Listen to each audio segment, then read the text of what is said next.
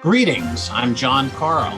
Welcome to the Retirement Spectrum, our podcast where we cover the spectrum of the thought leaders that represent the best minds and practitioners in our retirement industry. Today, we have the pleasure of chatting with none other than Jenny Kiffmeyer, who is the COO and the JD of the Retirement Learning Center. Jenny, welcome to the Retirement Spectrum. Well, thank you. My pleasure to be here. Well, Jenny, we start the Retirement Spectrum on a little bit of a meet and greet because, folks certainly know you in the industry, but our listeners want to know where you came from and a little bit about you as a person. So we're going to start up here with our little background section. You didn't just become a thought leader overnight. You grew up somewhere. So where did you grow up, and tell us some memorable things about, your journey that ultimately led to you being the COO and the JD at the Retirement Learning Center? Well, I was born and raised in Minnesota, which accounts for the heavy Midwest accent. I grew up on a farm in southern Minnesota and moved to Brainerd, Minnesota in 1993. That's when I started with what was then called Universal Pensions, Inc., which eventually became BISUS and then Ascensus. In 2004, I joined you and Andy Larson at the Retirement Learning Center as an IRA and retirement plan consultant and writer. And at the time, a good friend of mine said, "Oh, you don't want to do ERISA work. It's really boring." Well, fortunately, I've been able to find interesting things to do in ERISA for the last 28 years. And some of those things include consulting on cases with advisors and plan sponsors, writing ERISA content for distribution with major financial firms, and getting my JD in 2016. Well, Jenny, I have to confess that I did a little background discovery on you, so I'm gonna press you a little bit now. If I'm not mistaken, apparently you were a lead singer in a rock and roll band that included another ERISA nerd, Dan Nato. Is that true? Oh, yes. Fond memories again of back in Brainerd in the early years. Dan Nato, who was also at Universal Pensions, was lead guitar in Roadhouse, I think was the name of the band. And he invited me to sing with them a couple of times. And fortunately, it was only a couple of times. Well, I think you also were a beauty queen winner. You were Princess K of the Milky Way. Is this accurate, Jenny? Oh, no, it was less on beauty and more on knowledge of cows and milk and dairy products. So yes, I proudly represented the dairy industry many moons ago. Well, no wonder we get along. Growing up in the metropolis of Kutztown, Pennsylvania, right across the street from the Kutztown Fair where they did the judging. I have a bit of that in my background. And you also, though, retain a strong thespian background. You're your trope in your theater. You're the lead in a lot of local plays in Brainerd, if I'm not mistaken there. That is true. It's very we're very fortunate here in Brainerd to have several theaters, community theaters. They're all volunteer. So you get a real mix of talent, but a lot of enthusiasm and heart that go into the performances. And RLC has been a supporter of those shows. We certainly have. I was about to say that we're a big supporter of Brainerd in general and the efforts you do there with the local troupe. So you got a lot of creativity in your background, Jenny. But nonetheless, you ended up as the chief operating officer and getting your JD along the way for Retirement Learning Center. So tell us a little bit about RLC and your roles there. I guess you're in charge of the content and the consulting. Is that accurate? That is correct. Our main office is in Brainerd, Minnesota, where we have our consulting desk and a number of seasoned ERISA consultants who answer phone calls from advisors from across the country. And then we also generate our content primarily out of the Brainerd office. I'm going to start on the content side of the equation. I guess having that call desk is an ending or never-ending source of great information to design relevant and practical and tactical content. Would you say that's a fair description? Absolutely. It really keeps us with our finger on the pulse. In fact, we write what's called our case of the week every week. And it comes directly from one of the calls that came through the consulting line. An advisor called in with a case, and one of our consultants, or Andy or you or I, spent some time working through that case and bringing it to resolution. And so we write that up, hoping that can be helpful for other advisors. Yeah, and that case of the week, of course, gets published by our good friend Nevin Adams in NapaNet. Nevy, although I'm sure he's hating that we call him that, but nonetheless, we've known Nevin for a long time. Now, the content, when you create it, Jenny, are you creating it for advisors? I know you talked about you getting calls from advisors on the consulting line. We're going to talk about that in a second. Is this content just for advisors, or is it for their clients? And if so, which type of clients? Well, we actually do two categories of the content. We do for a level 4 advisors that they can, what we call our technical white papers. Although our technical white papers tend to be more 3 to 5 pages and really, hit the key points and very actionable for our advisor clients. But we also translate that information into their client facing material. So it could be what we call a beige paper or a checklist, a Q&A, something that's very consumer friendly. Yeah, I guess the concept that you've really made a mark in the industry on, Jenny, over these years is taking the complex and making it simple. Is that a fair category? Exactly. And that's one of my favorite parts of the job is doing the research and writing, taking those highly technical nuggets of information and translating it into everyday English for actionable steps. Well, when you have guys like me as your consumer, you got to take the technical and make it understandable. So thank you for your efforts in that. You're a good test case. Yeah, I'm a good example of that. But, it's interesting, Jenny. I know that, the content business that you created has evolved into having a continuing education component. Do you want to tell us a little bit about how that evolved and what the offerings are on the CE side of the equation? Absolutely. So our topics range from things that a plan advisor would be interested in or a wealth advisor. And we realize that those types of advisors carry designations that require annual CE. And we thought, what a great way to double up on providing information for them and satisfying that CE element as well. So we all our webinars and decks are filed for CE credit that can deliver credits towards SHRM, CPE, CFP, and then there were related designations associated with the Investment and Wealth Institute, which is CIMA, CPWA, CIMC, and RMA. Yeah, so it sounds like you've taken the same approach where you have content, but then also continuing education for advisors. Essentially, it sounds like they're CIMA and their CFP categories, but then they can take that content and the programs that you've created and also do client facing for CPA, CE, and SHRM. Is that fair? Exactly. Right. We take the same content that we prepare for the advisor and then put it into a client facing or client friendly approach. Yeah, different lens on that. Certainly, that's been very fortuitous, I imagine, Jenny, this whole, concept. I mean, are you able to do all these things? I know live meetings and CE, are you able to do these things virtually and help these advisors do virtual communications, virtual prospecting with their clients? That was really, we hit the ground running last year when the COVID shutdown started, and we took a number of our decks and had them approved for webinar delivery.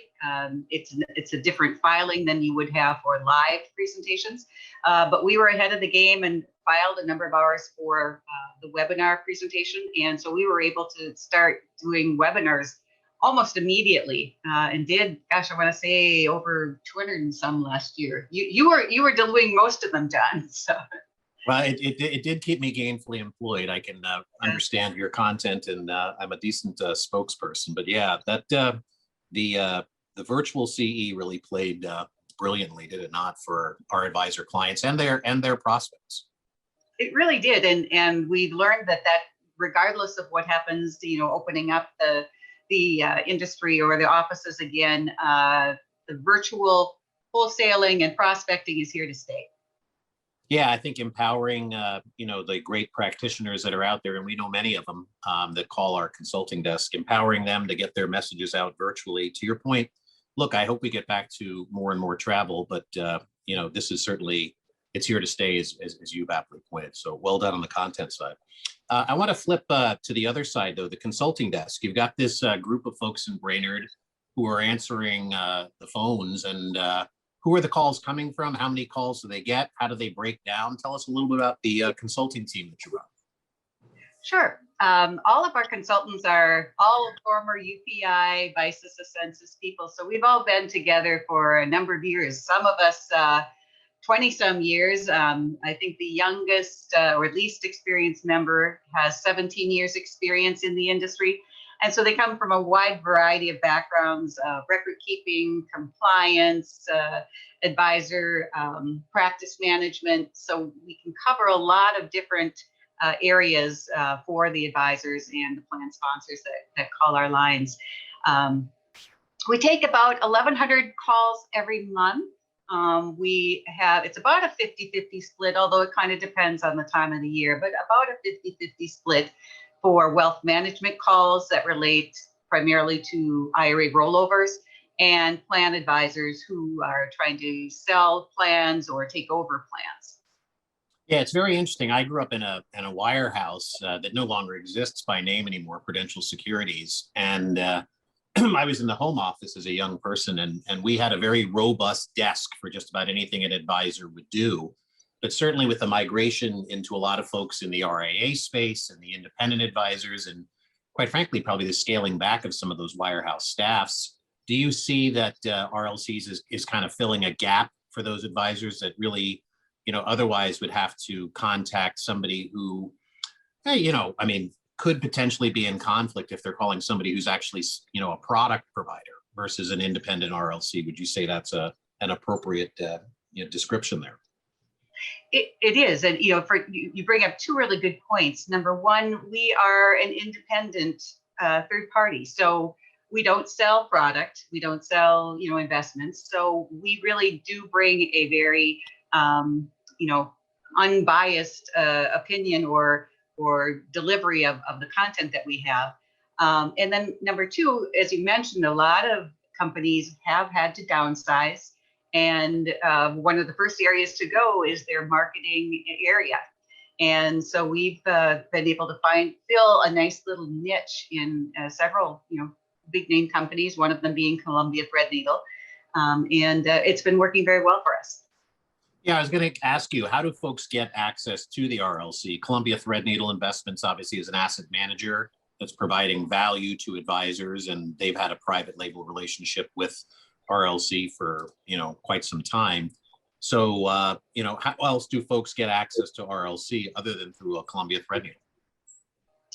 Has it been 2 years ago? We launched what we call our RLC Direct, and this is where we can go direct to other firms, or direct to individual advisors or IRAs who want to sign up for our services directly. So they can subscribe to our services and either buy an individual subscription, or in some cases we've got group subscriptions, or we do firm level subscriptions. So accessing through either a partner program like a Columbia Threadneedle or maybe even a Mass Mutual or somebody like that, or in a direct fashion, it's up to the advisor. Correct. Mm-hmm. All right. Well, you mentioned one thing, and I think a lot of folks might find this surprising, that about half of your call volume is from, I don't want to categorize it negatively, but maybe advisors who can't spell or don't care to spell ERISA, who are really just wealth management advisors, right? And they're working with clients, though, who have a material concentration in wealth at their workplace in various plans. And at some point in time, it might or might not be appropriate to roll some of those assets out. You mentioned rollovers are about 50% of the call. Do you want to explain that a little bit? Because rollovers certainly in the spotlight right now legislatively. Exactly. As you probably all are well aware, we've got the new prohibited transaction exemption 2020-02 that gives us guidance on how financial professionals can safely give investment advice to plan participants and IRA owners and still get paid for it. And the importance of that is, we look at the number of, or the size of the number of assets in our retirement plans, and that represents someone's retirement income, down the road. And as more people are retiring, we've shifted our mindset a bit from the accumulation focus to now how do we transfer those dollars into retirement income? And that's where financial advisors are going to play an extremely important role and have a lot of regulatory rules to follow to make sure that they're doing it correctly. Yeah, the rollover stuff is a big deal, and we're seeing a lot more, would you agree, of plan advisors who are willing to work with participants, if and when they choose to separate service or separate from the plan and have a continuum of service in the rollover. Is that a fair assessment? That is very fair. Mm-hmm. Yeah, interesting stuff. Well, the next thing I want to, before we close up here, Jenny, Washington, D.C., right? We're not going to ask your political affiliation or mine because we know we might slightly disagree, Jenny, but nonetheless, Washington, D.C. is the gift that keeps on giving, it seems, to the RLC. Do you keep an eye on what's going on in Washington, and is that part of your content and CE purview? Lord knows when you go through a sea change where look, if you even go back to a George Bush administration that wanted to privatize Social Security, then you go to an Obama, they probably wanted to do the opposite of that. Then you go into a Trump administration with their, very different approach. And now you're into a Biden administration, again, another almost polar opposite in philosophy. I don't think anybody's right or wrong, but certainly a difference in philosophy leads to a difference in regulations. Is that something you synthesize and put out there in the form of content and CE training? Right. Yeah, absolutely. Change is inevitable in Washington. And for us, for the RLC, change is really good because we have to be ready to translate or interpret the new rules and help advisors and financial firms implement them correctly. One of the ways that we do that right now through our education is with our deck that's called the Washington Pulse. We cover the most recent regulatory and legislative developments to see what has been enacted and what's in place, and then what's might be on the horizon that we need to be looking out for. So that's a real popular training program that we do right now. And I'm assuming that's dynamically updated as this stuff is ever moving. Absolutely. Yeah, exactly. It's at least once a quarter, but recently it's been more like once a month. Well, it sounds like you're certainly not at a lack of plenty of things to do on the content, the consulting side, as the COO and JD of Retirement Learning Center. It sounds like you're going to be quite gainfully employed for quite some time. Jay, tell your boss to give you a raise. That's what I was saying. I think I will do that. All right. Well, thank you for joining our podcast today. This is John Carl signing off from the Retirement Spectrum. Thank you for joining us today.